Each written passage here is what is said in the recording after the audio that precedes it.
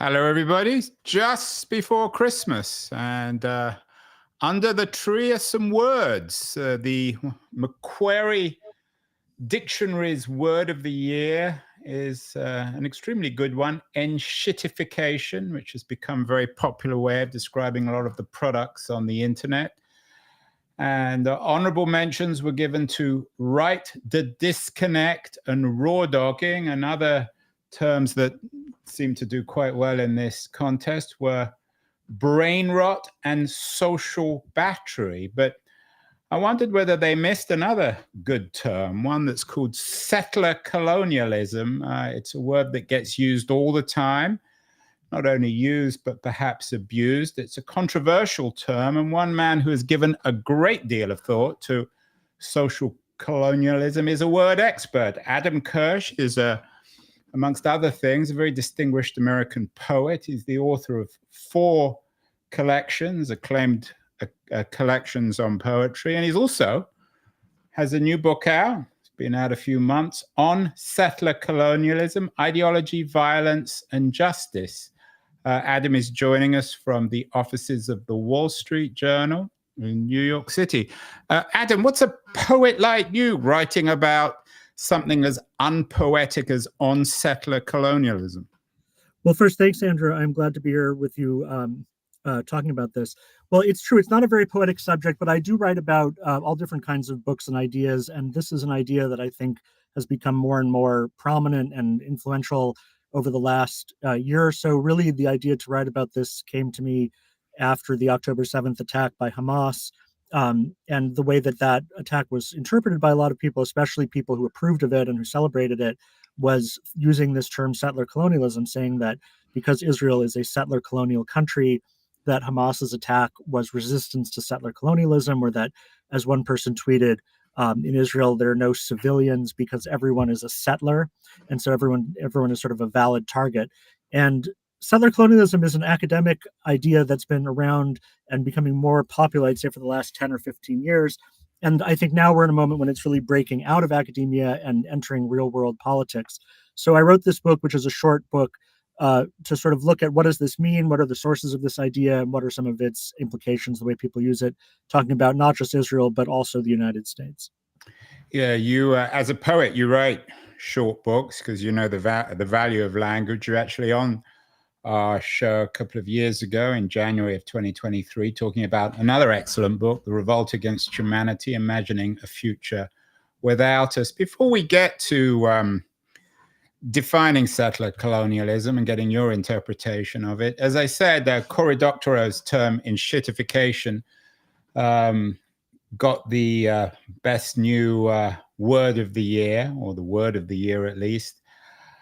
I'm not sure how enthusiastic you are about that term, but could we generally claim, Adam, that our language is being, so to speak, enshittified these days, or is that always a concern of poets?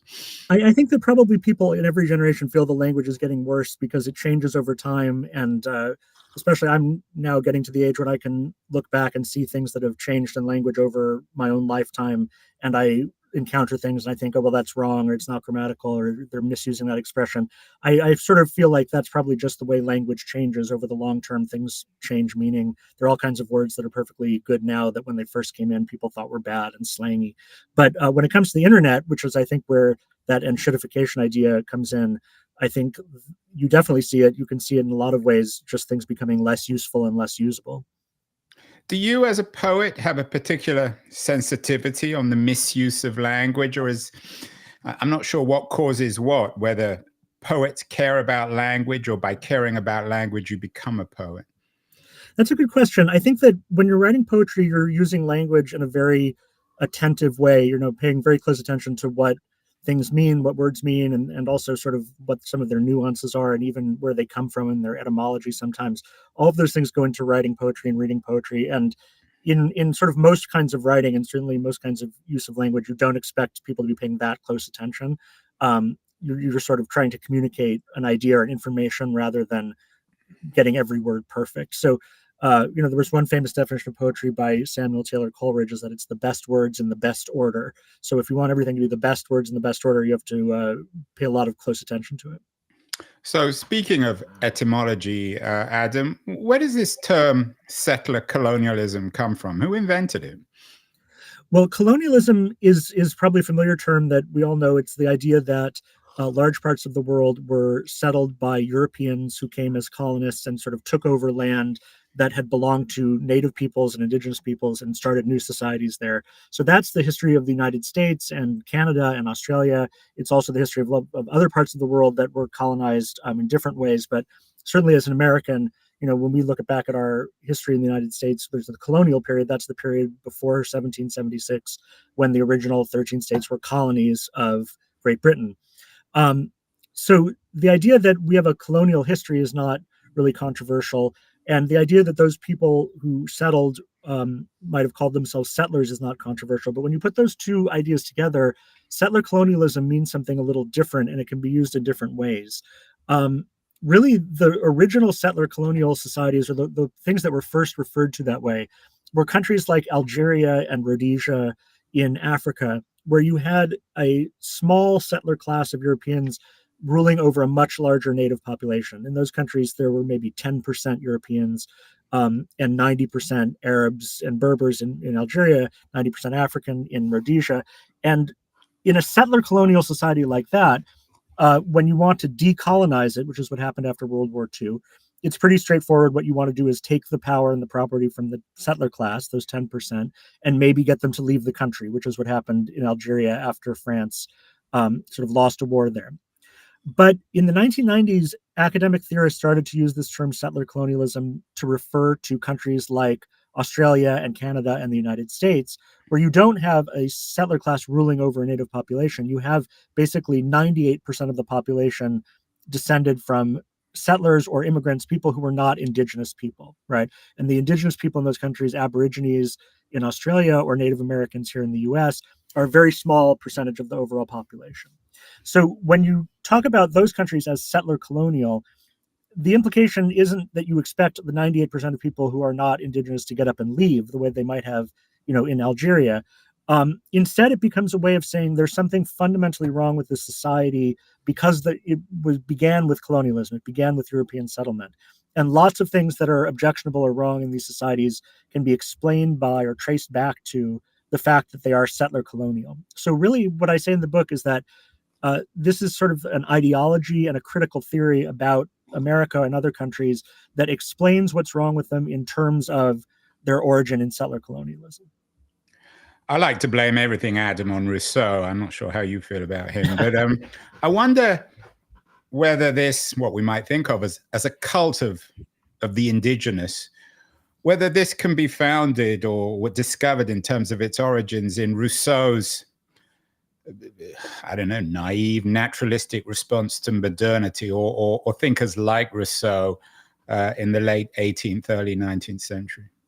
I think definitely there's a line there. I think part of what the idea of settler colonialism is about is saying the society that we've built in these places that Western civilization has created is sort of deeply wrong and corrupt, and that it represents something that should never have gotten started in the first place. It's sort of wrong from the start. And often that means contrasting it with the way people lived in North America before Europeans arrived, which is seen in very idealized terms in all kinds of ways. But not always, Adam. Sorry to jump in here. Sure. Not always idealized.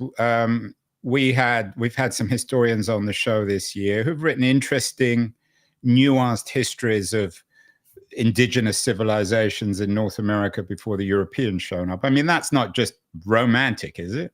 No, but I think that there's a distinction between historians of Native America and settler colonial theorists, because the settler colonial theory is not exactly history writing. It's not really studying the languages or the specifics of pre-Columbian America. It's more a way of thinking about contemporary society, our society, critically by contrasting it with what people think was here before 1492. So that often leads to sort of writing counter myths. What I say in the book are counter myths of America.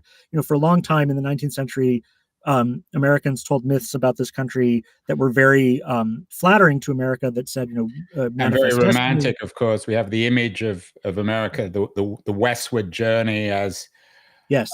emancipation, enlightenment, represented in all sorts of pictorial and dramatic forms. Right, and that's a 19th century painting of that figure of manifest destiny, which was a phrase used to mean that it was the destiny of the United States to spread from ocean to ocean and take over the entire continent. And in that period, it was common for American historians to write very negatively about Native Americans and talk about them as primitive and savage. And now I think there's a sort of new counter myth arising uh, with this idea of settler colonialism, which says sort of the reverse, that it was the Europeans and the Americans who were uniquely savage and sort of morally primitive, and that they came and destroyed this much more sophisticated and enlightened culture that lived here before. And that's really an idea that I think has more to do with what people feel about the defects of our own civilization than with what actually Native American civilization was like, because the sort of idealization has happened from very early on. If you look back at the book Utopia, which is the book that sort of gave us the term utopia, which was written in, I believe, 1516, so about 25 years after Columbus. The idea of utopia by Thomas More is that explorers in the New World discover an island inhabited by native people where there's no property and no religion and no war and none of the things that Thomas More was objecting to in European society. And he was sort of holding this up as an ideal, as saying, look at how good these people are. It shows you how bad we are. And Rousseau in the 18th century was doing the same thing. He was saying that the problems with civilization come from being too civilized. And if we could sort of work our way back to before civilization, everyone would be better off. And I think you hear that a lot today, particularly in connection with the idea of the environment, that as people are more concerned with environmental problems, they say, well, before Europeans came to North America, there was no, tearing resources out of the ground, and there was no mining. People lived more lightly on the land, is a term you often hear. And so there's a sort of a feeling that that past is better than our present. But isn't there something in this, Adam? I mean, America was founded, for better or worse, on Lockean principles of self-invention and the exploitation of land. Another word that we could make word of the year is genocide, a very troubling word, but a word that means different things to different people and enormously controversial. I mean, isn't it a fact that maybe not intentionally, but the European settlement of North America and perhaps the European settlement of Australia resulted in genocide, and that this original crime can't simply be ignored because all these people have disappeared? They were all killed. Well, I think that, as you say, genocide can be defined in different ways, and people use it, in different connections. It's certainly true. Yes, absolutely. That is the history of the United States. All you have to do is look at a map of the United States and look at all the native place names to realize that this country was sort of founded by conquering and replacing the people who were here before. The question is not whether that happened, but sort of what the implications of that are for us in the 21st century. One of the ideas that's sort of basic to settler colonialism is the idea that everyone is either indigenous or a settler. So the responsibility for being a settler isn't someone who actually came to this country to settle it, like someone who came on the Mayflower, and it isn't just people who are descended from those people. It's basically anyone in America or another country who is not descended from a Native American indigenous person is a settler, and that carries the implication that they don't have true belonging here. They don't have real sovereignty over this land. So there's a sort of idea that American civilization, in addition to being guilty and morally flawed, is illegitimate and in some sense deserves to be repealed. Maybe either because it'll be literally done away with, it'll disappear, and some people in this tradition sort of look forward to the day when America will disappear and Native American civilization will sort of flourish and take over as it should have. Or it means changing our civilization in basic ways to take responsibility for this. And I think that the consequences of that often lead in ways that people would not expect if you're not familiar with this way of thinking and way of writing. Yeah, it's interesting, Adam, that you bring up More's Utopia. I've always read that book as a defense of human agency, an attack on the idea that there's some sort of inevitability of history. I think, and please correct me if I'm wrong, your critique of settler colonialism theory is part of your critique suggests that the proponents of settler colonialism do away with the idea of human agency, that we make our own history, that it's already made before us or afterwards, so that we don't really count. So in a sense, it's part of your revolt against humanity if you define humanity as human beings' ability to make their own histories. I do think that what the two things have in common is that they're very radical in the sense of going to the root. They say there's something wrong from the very beginning. And in this case, what's wrong from the very beginning is European civilization, Western civilization, colonization, colonialism, and that sort of everything that follows from that is necessarily wrong and tainted. So it does resemble, in a way, I say in the book, the idea of original sin in Christian theology, the idea that something that happened before you were born, that you personally had nothing to do with, nonetheless continues to sort of taint you and your way of life, and that it's your responsibility to atone for it in some way. And I think one sort of simple, concrete example of that, which a lot of people will recognize, is the spread of land acknowledgements, which have gone from being something that really no one knew about maybe 5 years ago to now completely mandatory in universities and art institutions, museums, and theaters. And a land acknowledgement is a statement that says, we acknowledge that this institution sits on the land of or occupies the land of a native people. And often, along with that goes some words of explicit apologies, or saying, we benefit from the privilege of living on someone else's land. And now you encounter that very often. The history of that land and of these institutions hasn't changed in the last 5 years.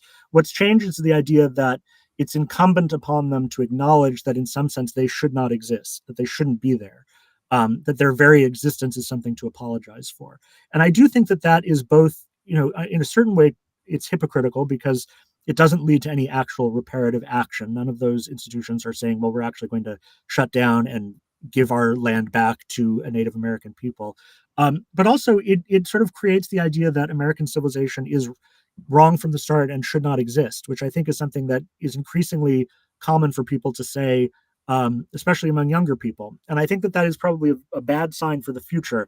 One of the things I write about in the book is that a lot of what Americans have been debating over the last 10 years is ways to think about their country that are honest to both the good and the bad, that are recognize the bad in our history, but also make room for the good and offer possibility for an improved future. And I think that settler colonialism tends to be very zero sum. It tends to say, what's here is bad. It needs to go away to make room for something that's good. Yeah, it's the turtle islandification of America, where we're all squatters and we all feel guilty. I wonder, going back again to More and his utopia, the book again, I think, was a polemic against the Puritan idea or the Protestant idea of predestination, the idea that we didn't control our own fate. The idea of guilt, of course, is also built into Roman Catholicism, although there are, I guess, ways of getting beyond that. Why is guilt so central here, Adam? Is this generation longing to feel guilty? Is there some pleasure in guilt?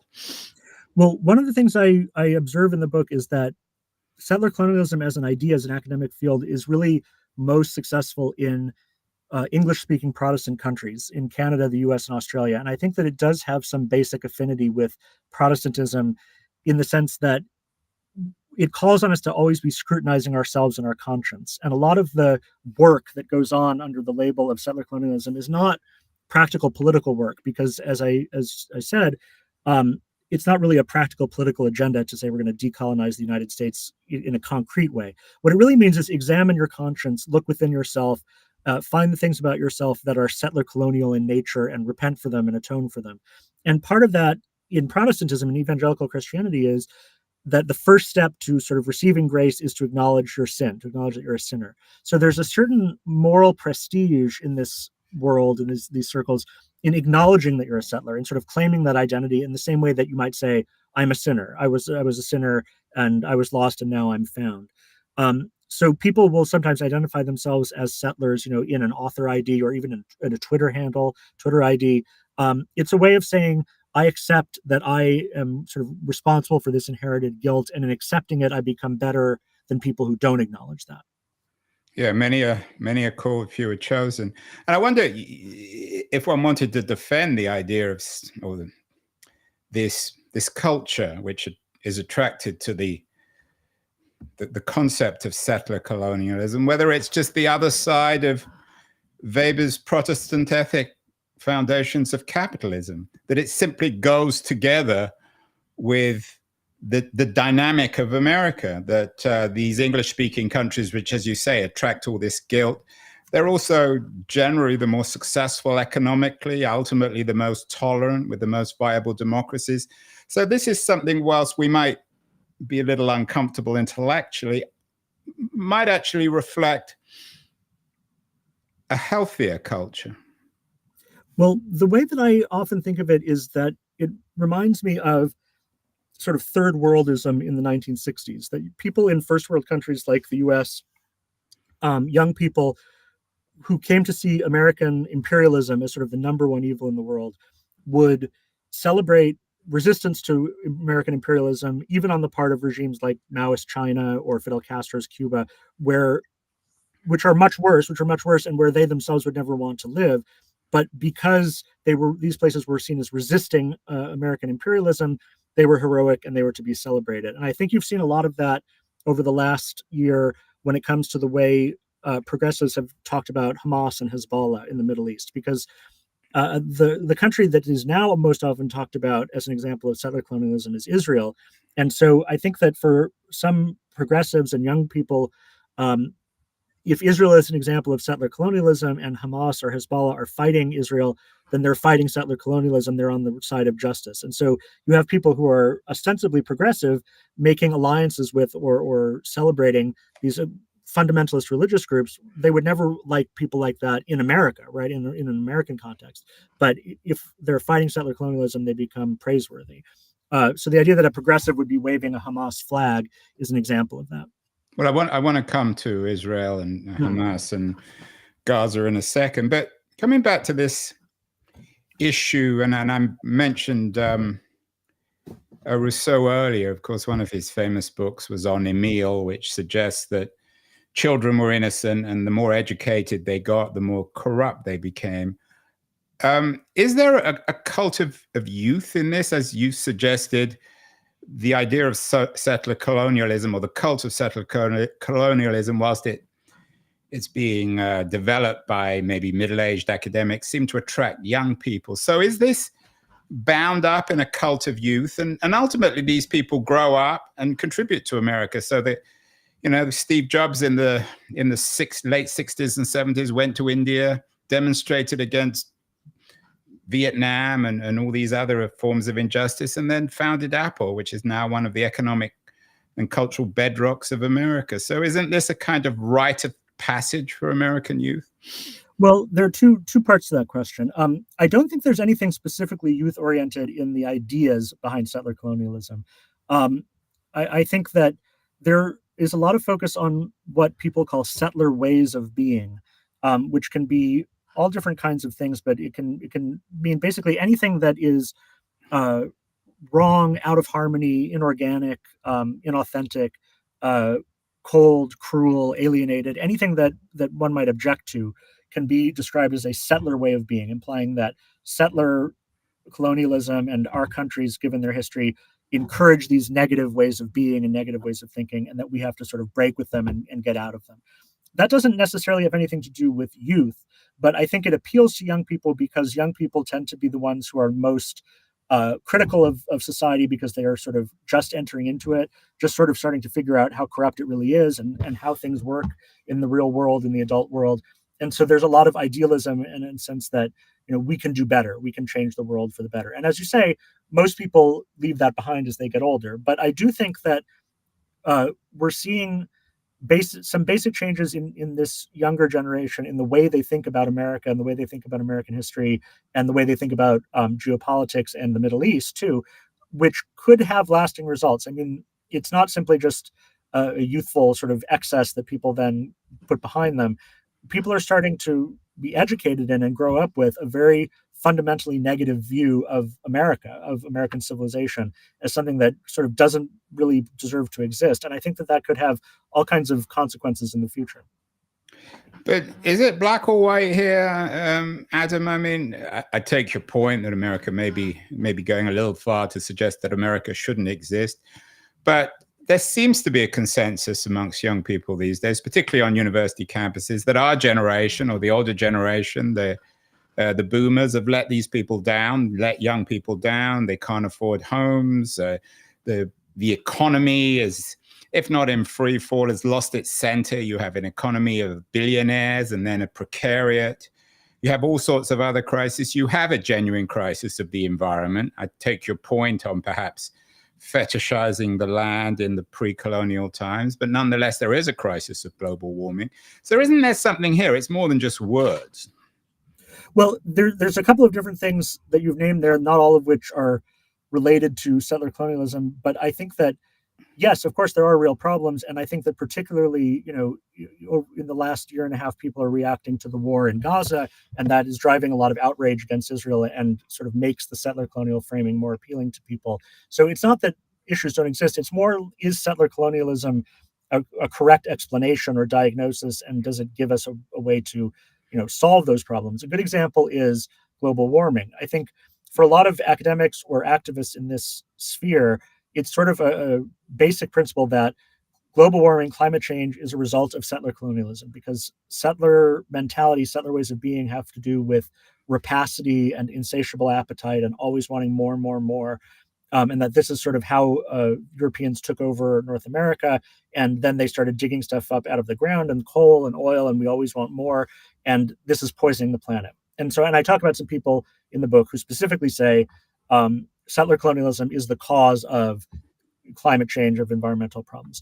Well, if you look at the countries that are most responsible for carbon emissions, most contributing to global warming, they're not settler colonial countries. The US is the only one in the top 5 that could be described that way. The biggest ones are China and India, and that's simply because they've got the most people and the fastest growing economies. So if you say, in order to save the environment, we need to get rid of settler colonialism, you're going to have to reckon with the fact that non-colonial, non-settler people want the same things that settler colonial countries do. They want cars, right? They want electricity, and they want consumer goods. So it creates a sort of false dichotomy of, here are the bad guys, they're responsible for all the problems. If we get rid of them, all the problems will be solved. When in fact, all the problems are much more complicated than that. I think that's one of the things that one learns as you get older, is that problems that seem very straightforward usually aren't.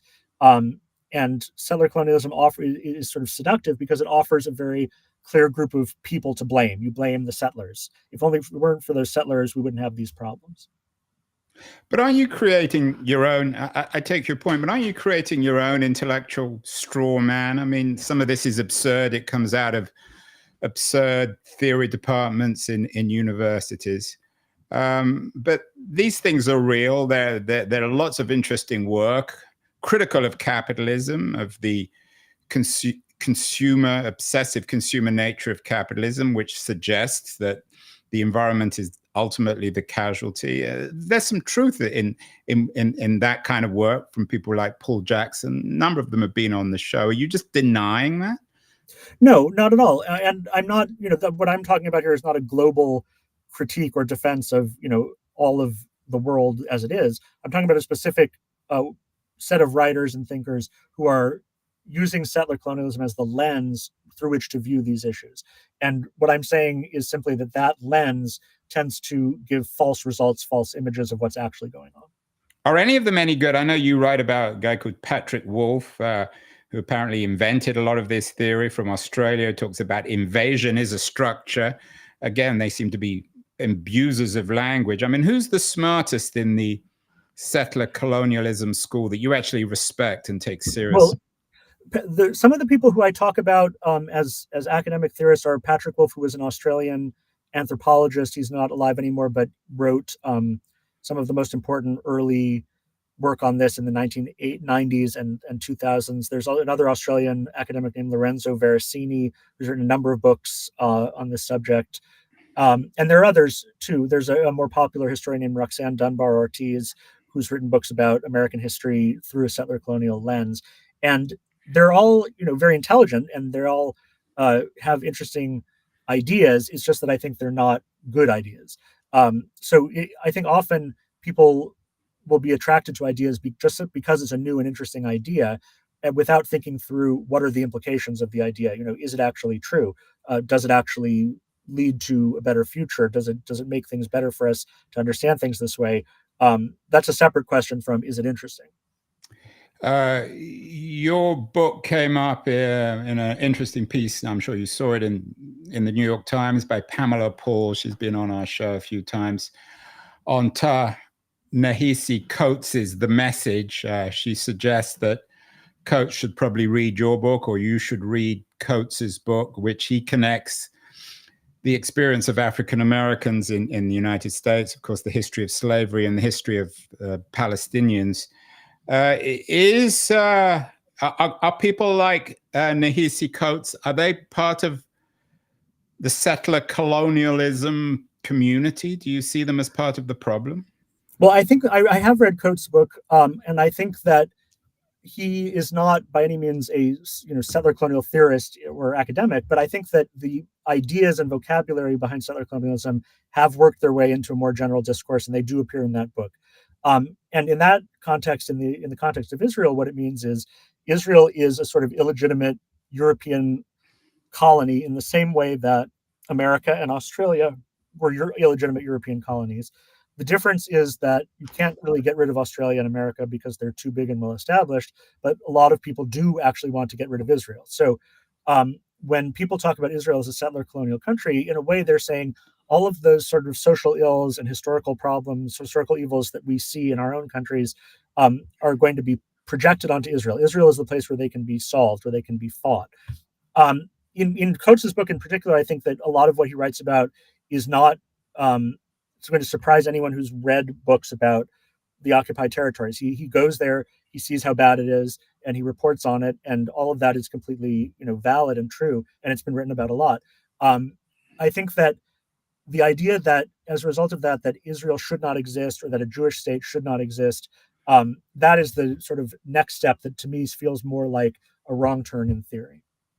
You wrote an interesting piece for the Journal, which you work at as well, entitled "The Ideology Behind Campus Protests is About More Than Israel." This theme you also write for The Atlantic is very popular. Simon Sebag Montefiore wrote a very controversial and popular piece for The Atlantic a few months ago on the decolonization narrative is what he calls dangerous and false. He seems to suggest, as perhaps you do, that when you dig away at this, you find something much older, classic anti-Semitism, European anti-Semitism. Is that a fair observation of your critique? I don't think it's the same as anti-Semitism, but I think that if pushed far enough, anti-Zionism can sort of start to look like it. I think that when you look at Israel through the lens of settler colonialism and decolonization, what you're basically saying is this country should not exist as a Jewish country. It needs to come to an end. And that is a call for sort of a war. That means a war to the end. It's the most maximalist attack on a country that you can have, to say this country should not exist. It should never have been created. It's sort of wrong from the start. All of those things that people often say about Zionism now. So to me, that is sort of an anti progressive way of thinking, or at least it doesn't lead to any progress in solving the problems in the Middle East, because it says what we should do is keep fighting until Israel is destroyed, until it goes away. And that could either mean like all the Jews are killed or they leave, or at the very least, the country is no longer a Jewish country. It no longer has a Jewish majority or name or culture, any of those things. I think that is sort of the way to continue to prolong the conflict. A more really progressive or sane way to look at it would be to say you have two peoples with rights to this land, Jews and Arabs, and there should be a settlement that allows both of them to live there in peace and security. And that is a sort of seems like a very distant goal at the moment, but traditionally that was the liberal goal. That was what people wanted to achieve. Now I think we're in a phase where both sides of the conflict are not very interested in any kind of settlement and are just sort of fighting to win. But Adam, and I want to speak on behalf of young people who are very critical of Israel, but the language you talked about is one that's been used officially by American foreign policy for generations, and it's clearly been an utter failure. If you care about, I don't know how many tens of thousands of Palestinians have died in the Israeli invasion of Gaza, if you care about what many people agree is this profound injustice, whether or not it calls into question the state of Israel as another issue, then what are you supposed to do here? Are you supposed to just turn a blind eye and say, well, both sides have their arguments and they're both guilty of violence, so let's just focus on something else? No, I wouldn't say that at all. But I would say that um, you should think about what would a solution look like that would actually leave both peoples better off and more secure. What would it actually take to make peace in the Middle East? I'm not saying I know the answer to that. I certainly don't. If I did, I would be happy to share it. It's a very difficult, problem, and as you say, it's been unsolved for decades. But I think that if the conclusion to that lack of a solution is, well, the solution is to get rid of Israel, it should never have been there in the first place. I think that is only going to make the conflict much worse with bad consequences for both sides. But how much worse can the conflict become? I mean, I I can appreciate the anger and frustration of young people. Perhaps they're not always as familiar historically with what's happening there. But just as a previous generation in the 60s was horrified by the tens, hundreds of thousands of people who died in the Vietnam War, don't young people have a right to be angry here and to embrace rather abstract notions like settler colonialism that may be slightly absurd, but at least they're doing something? No, I don't think they are doing something necessarily. I think that they're saying something, but are they doing something? Are they doing something that's going to actually help or make the world a better place or solve the conflict? No, I don't think so at all. I think that it matters. It matters how we understand problems. It doesn't just matter how we feel about them. It matters how we conceptualize them and what we can actually do to concretely solve them. Indignation is, as I say in the book, the origin of a lot of this is indignation against injustice, and that is a virtuous thing. It's a virtuous emotion, but it's only the sort of beginning of a virtuous emotion. It tells you how to feel, but it doesn't tell you anything about what actually needs to be done. And if you say, could it be worse? I would say, look next door in Syria. Syria, you had 10 times as many, or maybe even more than 10 times as many people have been killed there in a civil war lasting more than a decade. There's a very clear example of how it could be much worse. The question, the hard part, is how to make it better rather than worse. Yeah, I want to do more on Syria. There was an interesting piece in the Washington Post about Syrians developing a code language to describe Assad's or to discuss Assad's secret police. There's something, and maybe this is the subject of another conversation, there's something uniquely evil about the Assad regime and its dependence on drugs and its violence and hostility to its own people. But coming back to language, one of the reviews I read, Adam, which was a critical review, said that Adam Kirsch's, and this was the title, Adam Kirsch's colonial revisionism should shame his publishers. That word is another word that perhaps might be the word of the year. It's misused and abused. It all brings us back, of course, to Orwell's Politics in the English Language. Why do we need to get our words right? Why are words like shame thrown around in such an absurd way? Leaving aside whether you're on the left or the right, the words used by both the left and the right. What's gone wrong broadly with language, Adam? Well, I don't know if language is the whole problem, but I think that one part of the problem is that people, maybe this goes back to what we were saying before about feeling versus action. People are very concerned, and I think this is true on all sides of the political spectrum, to sort of show what side they're on and to separate themselves off from people on the other side. To say, I don't want to associate with those people. They're bad. We're good. And that's a sort of natural human instinct, but it's not a problem-solving instinct. On the contrary, it's sort of a civil war kind of instinct, because the more you insist that you have all the right on your side, the other people are all wrong, are terrible people, should be ashamed of themselves, it becomes very difficult to talk to people in that situation. A good example of this, I think, is the boycott of Israeli publishers that was announced recently by a number of famous writers in America and also around the world signed on to a boycott, saying that they would Yeah, not. you wrote about this in November. Yes, Writers' boycott of Israel betrays the value of literature. It's particularly absurd, although it's particularly intense amongst writers, some of whom feel very, very strongly about Israel and the sure. injustices Yes, right. in They're the way very they they feel perceive very about the strongly about, situation. yes, about what's happening in Gaza. One of the things I say in the book is that in the past, if you were a writer who was very critical of a country or a regime, for example, the way George Orwell was very critical of Soviet communism, what you would most want to do is have the people in that country read your book. And so Orwell worked with dissidents to sort of get his books smuggled into the Soviet Union because he thought people there needed to read it. Whereas if you boycott a country and say, well, I'm not going to let you read my books, it sort of implies my books have nothing to say to you. I don't have anything to say to you. I'm more concerned with sort of not being contaminated by you. It's a totally different idea of what literature is for, what communication is for. Yeah, I mean, boycotting and shaming, it ironically enough, it goes back to the colonial foundations, the witch hunts, and all the rest of it, doesn't it? Well, I think it is a sort of very basic human desire to sort of not be contaminated, right? If you see someone as evil, if you see someone as wrong, you don't want them to contaminate you, so you shun them. And I think that it's hard to overcome that instinct, but ultimately better for people when we do. And final question, Adam, you've been very generous with your time. How much of this can we blame on technology? Still write real books. You write for a real newspaper, the Wall Street Journal. Mhm.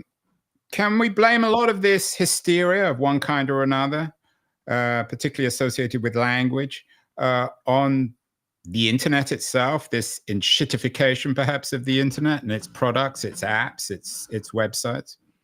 Well, I think that at least you could say this, that social media makes it very easy to communicate with people, both people you hate and people you like. So, one thing that I see a lot on social media is you people will see something they don't like, and a big group of people will sort of gang up on it and attack it and sort of form a community in opposition to something. That is a sort of an easy way of asserting your political virtue, and people enjoy it. It's sort of very cost free. It's even more cost free than going to a demonstration or something like that. You literally just click or you write something online. And I think that one thing that the internet has done is it's made it a lot easier for people to get angry, which doesn't necessarily make it easier to act constructively. Well, I think your new book, Adam Kirsch, on settler colonialism, ideology, violence, and justice. It's the opposite of brain rot, whatever that is. It gets us thinking. I want to thank you so much for Thank you. appearing on the show. You're a very healthy dose of realism. I'm not sure I agree with everything you're saying, but you're certainly onto something in your critique. And I wish you a very happy new year, Adam. We'll get you back on in the next year or so to talk more about all these important language, cultural, and political issues. Thank you so much.